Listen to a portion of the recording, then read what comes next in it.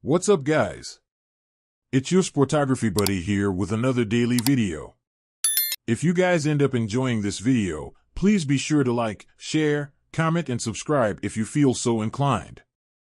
If you have any thoughts about the stories in this video, please be sure to leave them in the comments below, as one of my favorite things about doing these videos is reading your guys' comments, even if I can't always respond to them. Thanks for watching. In the months leading up to the 2024 Paralympic Games in Paris, the atmosphere within Team USA was a mix of excitement, determination, and pressure. It had been a long road to get here, with the world still adjusting after the COVID-19 pandemic had disrupted everything. The 2020 Games in Tokyo had been a success for many of us, but there was something unfinished about it. The delays, the uncertainties, and the lack of crowds had left us all craving that pure, unfiltered Paralympic experience, one where we could perform at our peak, with the world watching. For Team USA, Paris was that opportunity. It felt like we were heading into a new era. The stakes were higher than ever because the field of competition had evolved. Countries that had once struggled to keep pace were now our fiercest rivals. There were new athletes on the scene, young, hungry, and untested on this level, but we were veterans. We knew what it took, and we were determined to show that even after the setbacks of the past few years, we still had the edge. Preparation was grueling. Our training camps were designed to push us to the limit, physically and mentally. We worked day in and day out, running drills that were both exhausting and exhilarating. The bond between teammates grew tighter as we trained together, pushing each other beyond what we thought possible. I remember those early mornings, stepping into the pool or onto the track before the sun had risen, knowing that every lap, every sprint, every lift was bringing us one step closer to Paris. But it wasn't just about physical preparation. We had to navigate the mental challenges that come with being elite athletes. There were moments of doubt, whispers of what if we're not ready, or what if the competition has gotten stronger. Some of us had faced injuries along the way, and the fear of a setback just before the games loomed large. We leaned on each other in those moments, reminding ourselves of the work we had put in, of the talent and determination that had carried us this far. As the games drew nearer, the excitement became almost tangible.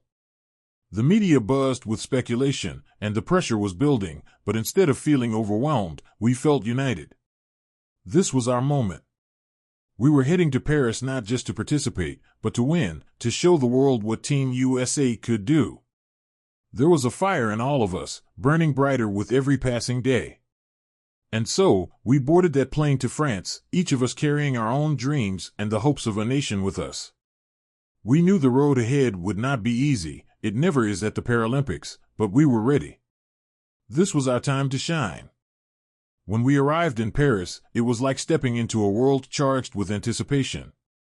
The entire city seemed alive, every street humming with excitement for the Games. Athletes from every corner of the globe were arriving, and you could feel that shared energy. Each of us knew this was our chance to make history. The opening ceremony at the Stade de France was nothing short of breathtaking. As we lined up with our fellow athletes, there was a sense of unity, a quiet pride among us. But when it was our turn to march out, and the crowd roared as we waved the American flag, it was pure adrenaline. The sea of lights, the music, the cheers, it was overwhelming, in the best possible way. In that moment, all the training, all the sacrifice, felt like it had led to this one point. We weren't just representing ourselves anymore, we were carrying the hopes and dreams of millions of people back home. Then, the competition began. The first few days were electric. Our swimmers took to the water with an intensity that set the tone for the entire team. Every stroke felt like a statement, and our times reflected that hunger. Our track athletes didn't waste any time either, they burst off the starting blocks like they had rockets under their feet. And the wheelchair basketball team? They were on fire, racking up win after win and drawing headlines with their skill and tenacity. You could feel the momentum building, and it seemed like everything was falling into place. But, as is the case in any competition, there were unexpected challenges. The weather, for one, turned on us.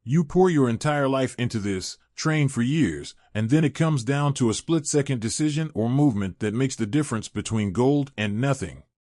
The pressure was immense, especially after those tough losses.